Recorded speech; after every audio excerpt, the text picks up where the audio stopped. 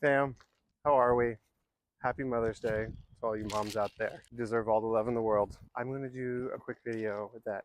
All my figs are growing. They're growing great. But you know how I talked about pruning your fig trees? Well, you can thin out your branches this time of year in mid to late spring after they've all woken up.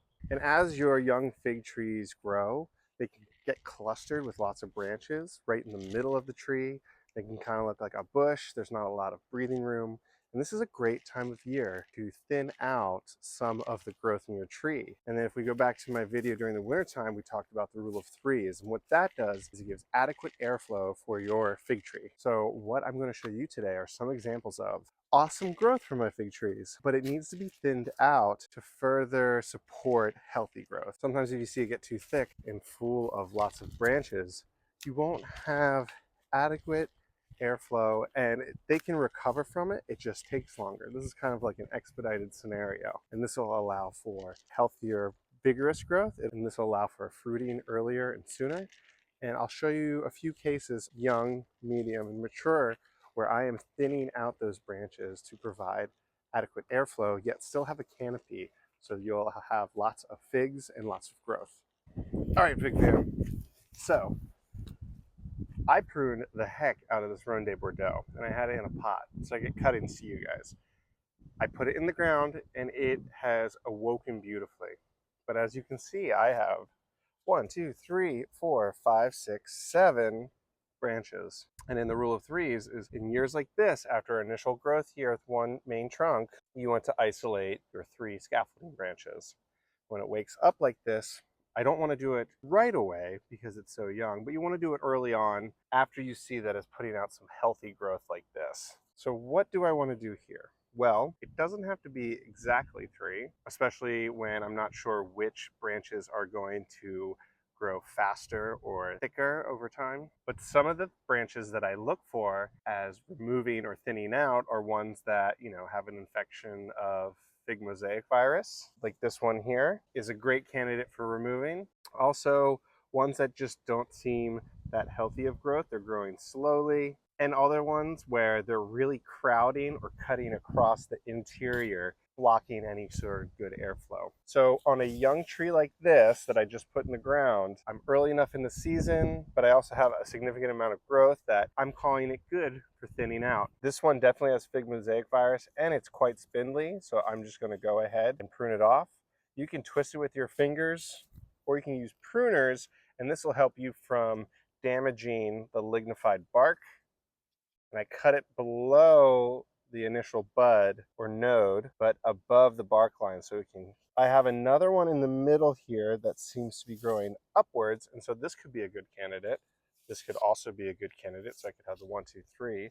But I want something in the front too, and this one looks more vigorous than both this one and this one.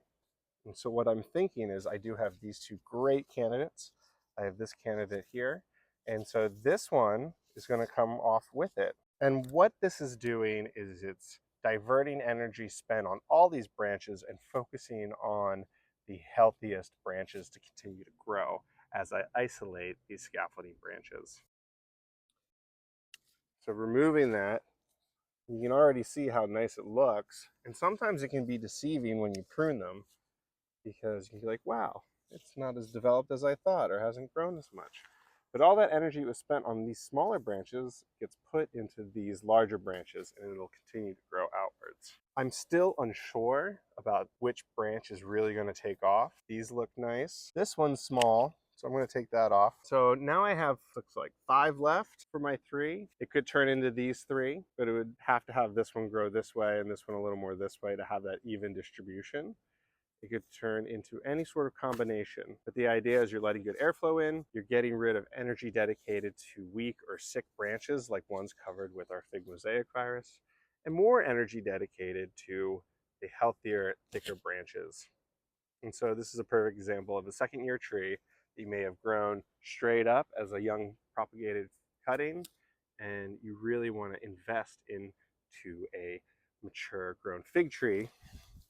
Something a little more like this that I just put in the ground this year, where I have my 3 main scaffolding branches, and then I'm actually having secondary branches off of that as well. And so you can start to achieve these beautiful tree-like forms for your fig trees.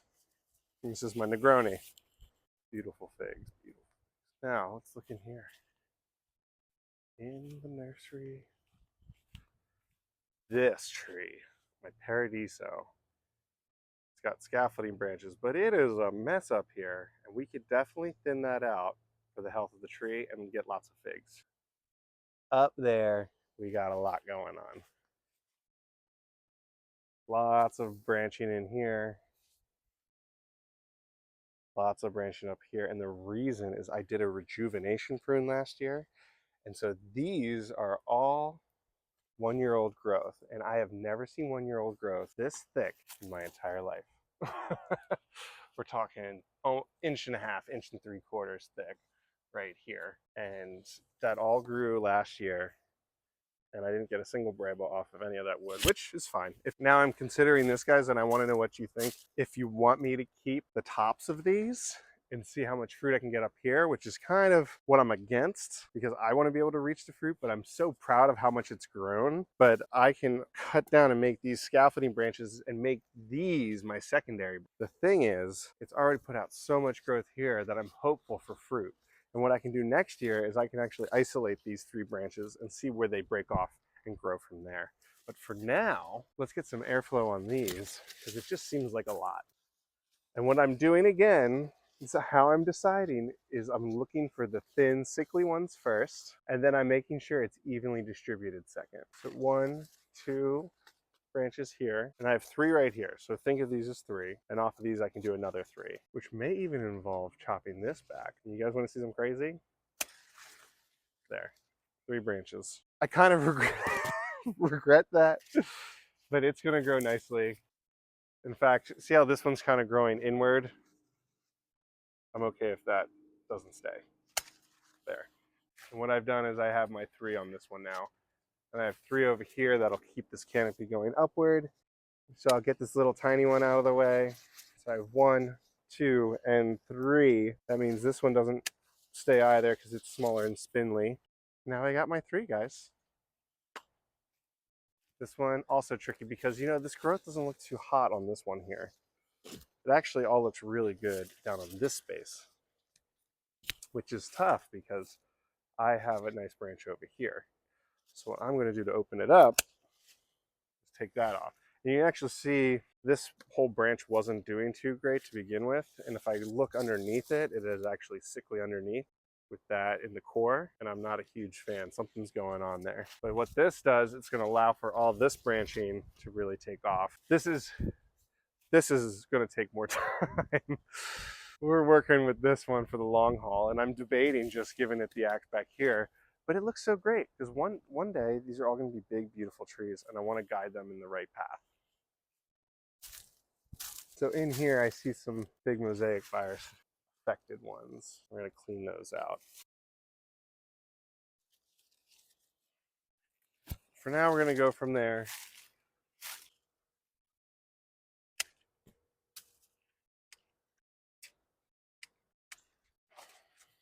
Sweet.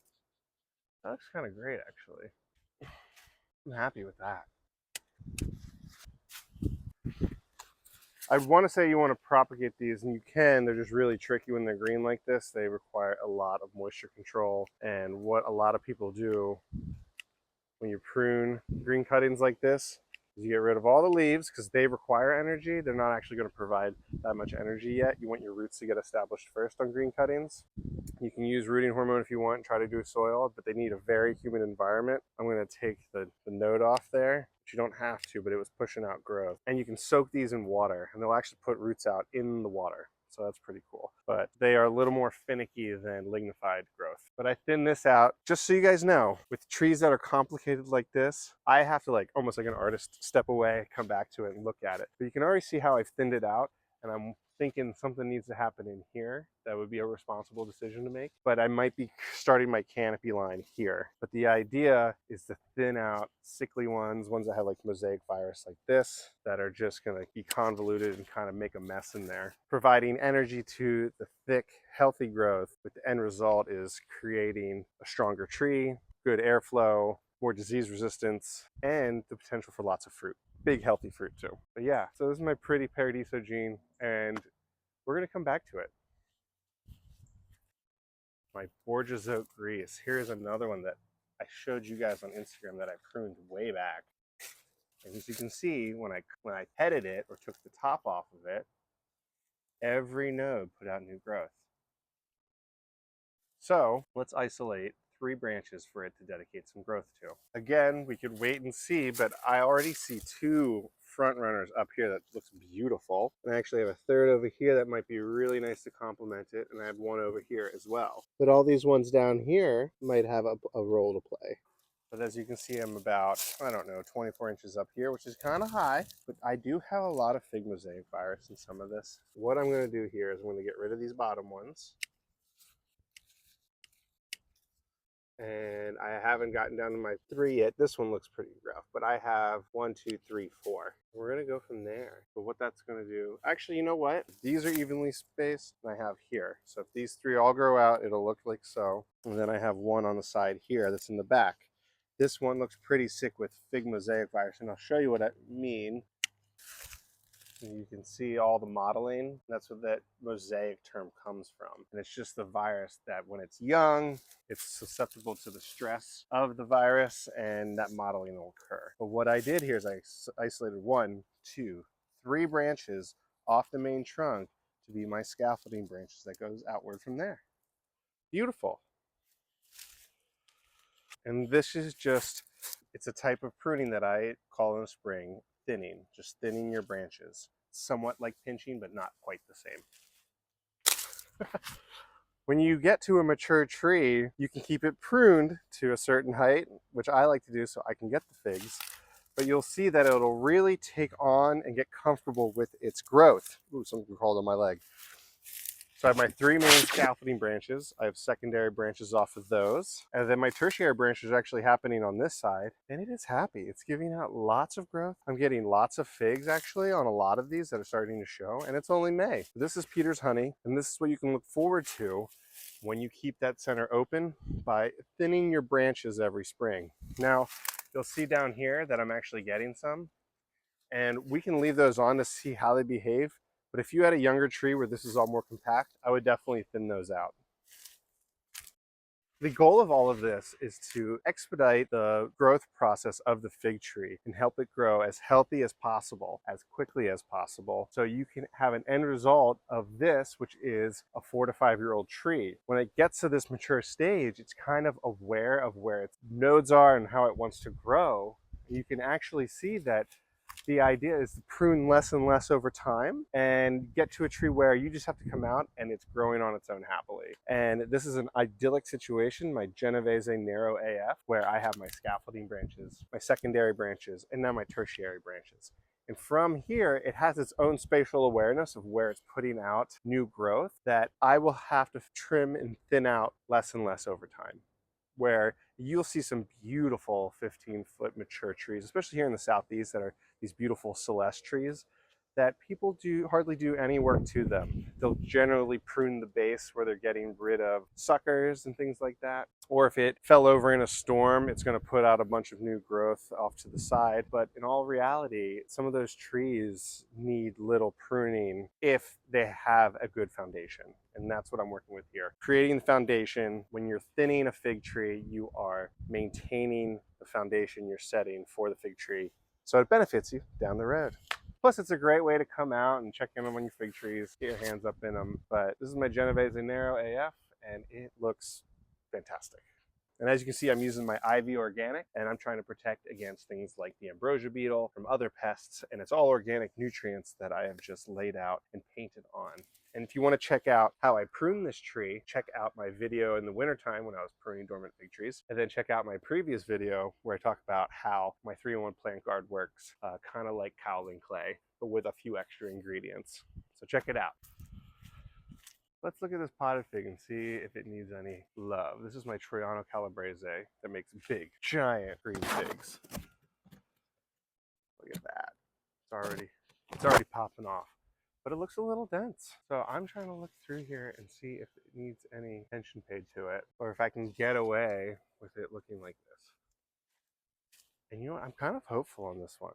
So as I'm walking around, I'm looking to see if it can get adequate airflow. Because if you look, it doesn't take a lot of energy for me to just open this up and look in. And I've thinned these out. Sometimes I come out here with coffee and I just go around and I thin. But on this branch here, on this secondary branch, or the scaffolding branch, I have 1, 2, 3. And I have a branch right here that's going inward. 2 little guys. And they're thin.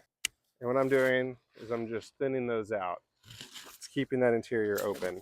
Sometimes if you have branches close together, kind of like this one, this will fill in this space here and you'll still have a canopy, but it might have a lot of leaves growing in the way and you can actually thin those leaves out just for that airflow. Unfortunately, I have this one right here and this is I'm on the fence about. And I think I'm going to keep it for now. And the only reason I'm keeping it is that I have 1, 2, 3 figs already formed on it, and it might come out the top here. But come winter time, I'm going to keep monitoring this branch to see if it's worth keeping or if it moves too far through the middle. It also has one on this bottom side here that's really thin and it's got fig mosaic virus. If it has that fig mosaic virus and it's thin, I try to divert that energy away from this back to other healthier branches by trimming it out of the way. But as a whole, this tree looks pretty good, and that's the idea. Just see this one here? So I have a bunch of branches right here. This one's growing right into the middle, and we don't really need that to do that. So I'm taking it out of the middle and opening it up. Same on this one here. I have 1, 2, 3 off of this scaffolding branch, which is actually, this is becoming a tertiary branch, guys. Scaffolding branches right here. So 1, 2, 3, 1, 2, 3. So this could actually have branches, and this can actually have branches, which I didn't nick that. Yep, that's good. Up here over time. But this has 1, 2, 3, 4, 5. This one's kind of in the middle, so I'm just going to get that one out of the way. And this might be overkill, but look how beautiful that looks now. It's a nice open center.